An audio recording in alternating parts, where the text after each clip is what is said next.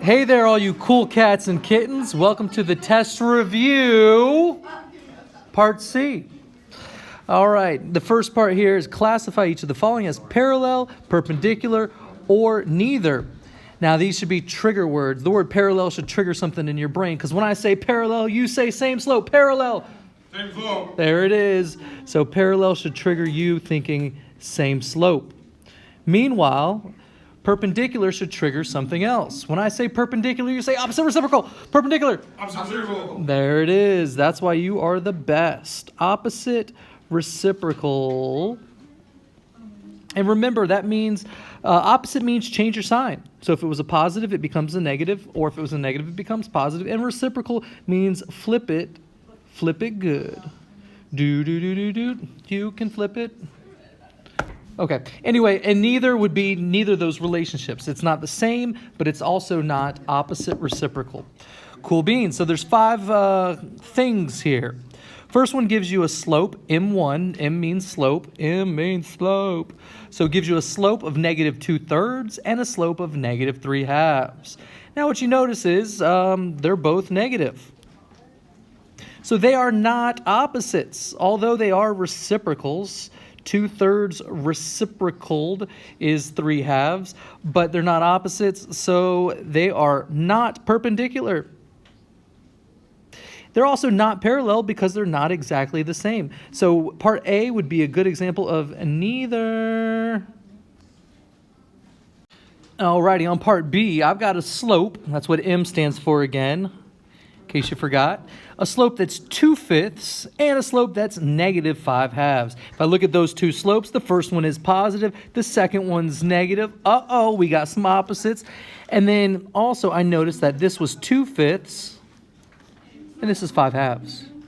So it's been flipped. So not only do I have opposites, yup, but I also have reciprocals. It's been flipped.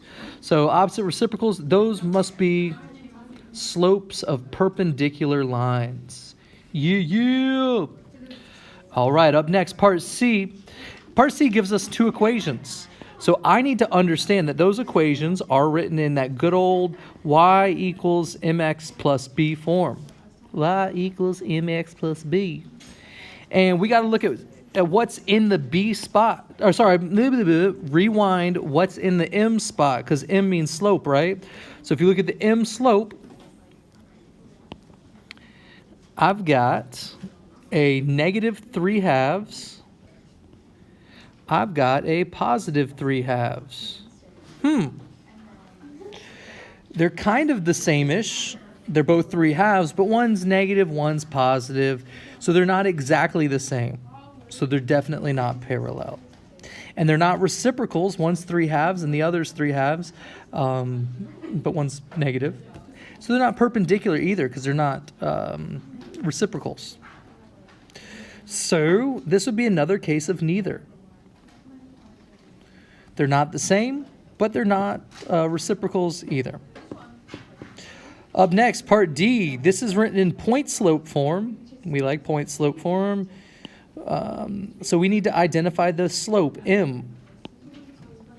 The slope, easy to find in point slope form also. Just a reminder what point slope form looks like. Point slope form is y minus y1 equals m times x minus x1. All right. And then that's where we will substitute numbers for y1, m, and x1. So it makes it really easy also to identify the slope. It's in front of the parentheses. So take a look at those 2 slopes, and you'll notice that they are the same. Same slopes. Boo-boo, boo-boo. When I say parallel, you say same slope. Parallel. Same slope. Parallel. Same slope. Parallel. Same slope. Parallel. There it is. So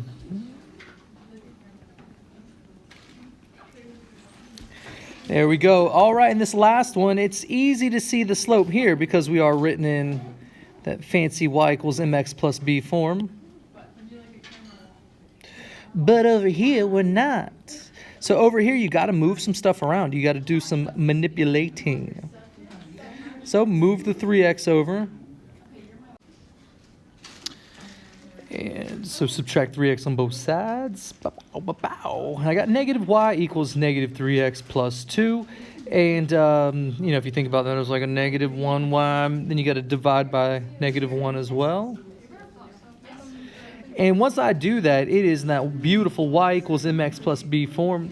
Y equals negative divided by negative is a positive. 3 divided by 1 is 3. And positive 2 divided by negative 1 is a negative 1. Sorry, negative 2. I promise I went to college. My bad. So once I have them in the same form, then I can compare their slopes. Okay?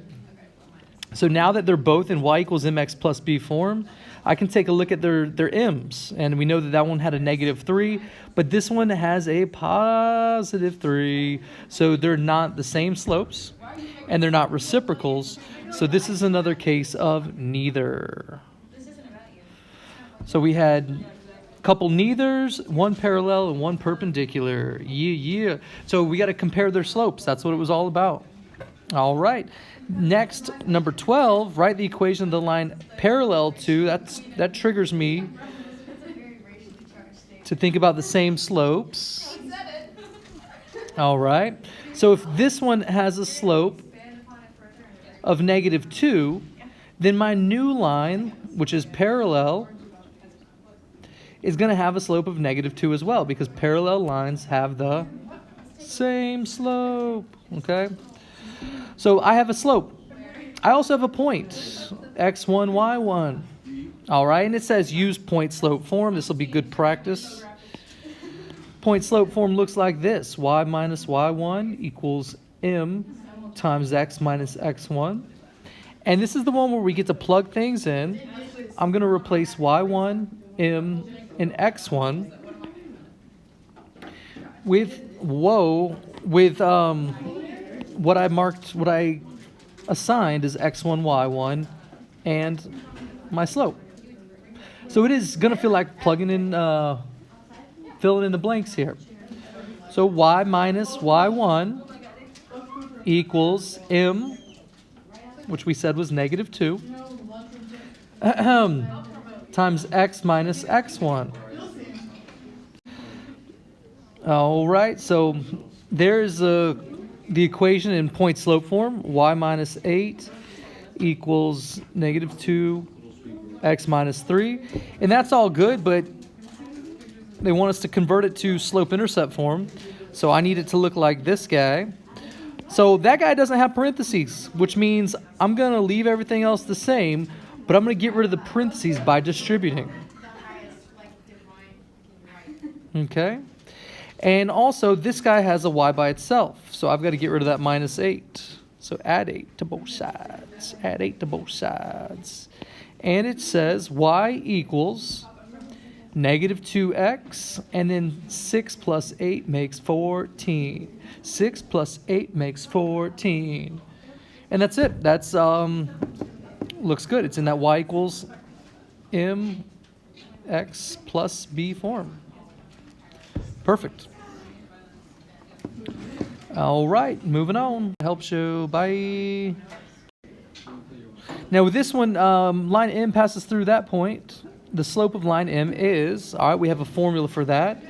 Formula is M equals y2 minus y1 over x2 minus x1. All right, so again, we should label all this. x1, y1, x2, y2. All right, and then we can just plug things in. So the slope of line M is going to be y2, negative 8, minus y1, negative 5, over 6 minus 4. When you got two negative signs pushed up against each other, make them a plus sign. Negative 8 plus 5 is negative 3, and 6 minus 4 is 2. So negative 3 halves. All right, we're going to do the same thing to find the slope of line N. I'm going to use a different color. Let's go blue. x1, y1, x2, y2. Same game. y2 minus y1. Negative 8 minus 1. Over x2 minus x1. 2 minus negative 4. So do the math, and you get negative 9 over 6. You can reduce that fraction. Negative 9 over 6 is the same thing as saying negative 3 halves. Okay? Negative 3 halves. And now you might notice that both of these are the same. And if we have the same slope, that should mean something to you. It should mean that those lines are parallel. Line M is parallel. So remember your symbols. That means parallel. This means perpendicular and even looks like perpendicular, so that makes sense. This means congruent. And this means obviously equal. So know your symbols. Then it says graph the lines on the coordinate plane, so I guess we should do that real quick like. Honestly, I can just graph it by putting dots. I'll use red dots for this one. 4, negative 5. 1, 2, 3, 4. Negative 1, 2, 3, 4, 5. And 6, negative 8. Oh, gross. I'm going to run out of room. 6, negative 1, 2, 3, 4, 5, 6, 7. So it would look something like that. Now, this is kind of tricky because I'm out of space. So maybe I'll just use the slope here to find where the other points were going to go. So I know that my graph was going down 2 and right 3. So let's kind of reverse that to figure out where the other dots would go. So I went down 3 and right 2. So I must have been here. Okay.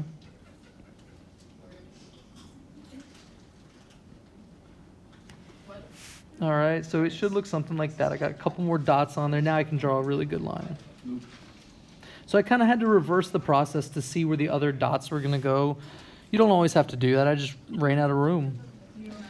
All right, this one, looks like I'm going to run out of room for this one too. Negative 4, comma 1. Negative 4, comma 1. Put a dot there. 2, comma negative 8. 2, comma negative 1, 2, 3, 4, 5, 6. I'm just going to put a line through it. Oops, I tried.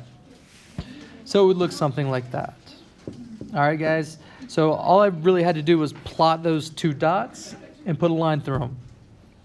I wish the graph was bigger. Okay. Hope. All right, number 14. Find the midpoint formula. Oh, this is kind of a review here. This is old. The midpoint formula is x1 plus x2 divided by 2. y1 plus y2 divided by 2. All right, we got the midpoint formula. Now use that formula to find the midpoint of this guy, okay? All right, so that would be x1 plus x2, 5 plus 10, divided by 2. Okay. And then negative 2 plus 2, divided by 2. Cool. And you can simplify that. 5 plus 10 is 15, so go 15 over 2. Leave it like that. Improper fractions are good. And negative 2 plus 2 is 0. Okay? So 15 over 2, comma 0 over 2, or 15 halves, comma 0 is a good answer. 15 halves, comma 0. All right, guys, it's the midpoint formula. We haven't seen that in a while. The distance formula. The distance is equal to the square root of. Remember, it kind of looks like Pythagorean theorem. It's the square root of something squared plus something squared. And that something is the difference of your x's and the difference of your y's. Okay? So we want to find the distance between these. Again, label them.